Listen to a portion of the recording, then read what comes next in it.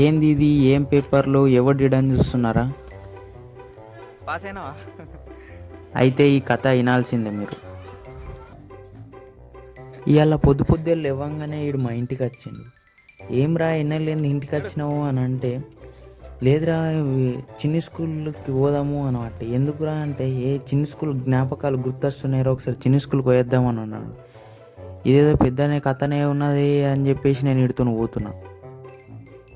ఏంద్రా ఏం పని కరెక్ట్ చెప్పరా అని అంటే, ఏమమ్మ 5వ తరగతి బోనఫైడ్ చిన్నప్పుడు తీసుకోలేనురా, ఇప్పుడు పోయి తీసుకోవాలా అనబట్టి. ఓరే 5వ తరగతి బోనఫైడ్ కోసం ఆరా ఇదంతా లొల్లి అని చెప్పిన. ఇక సీదా స్కూల్కి అయితే పట్టుకొచ్చిండు.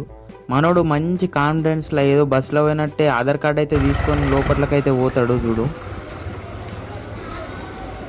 పెద్ద తుడున్ ఖాన్ లెక్క పోయి ఆడ లోపట్ల చేతులు కట్టుకొని నిల్చున్నాడు. ఎవడు బాబు ఎవర్రా నువ్వు అంటే, సార్ నేను ఇన్నే చదువుకున్న 5వ తరగతి నాకు బోనఫైడ్ కావాలంటే, ఈడ అసలు మా స్కూల్లోనే చదివిండా లేదా అని సార్ తాళపత్ర గ్రంథాలన్నీ తిరిగేసి మరిగేసి అన్నీ చూస్తున్నాడు.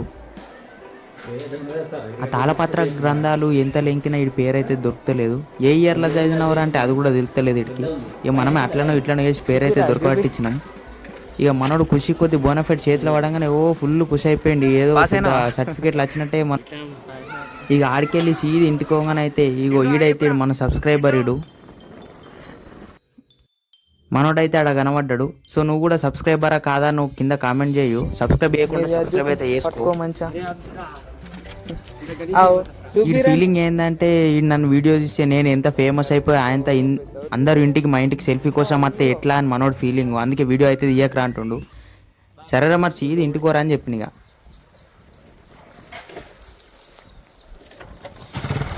ఎవరికో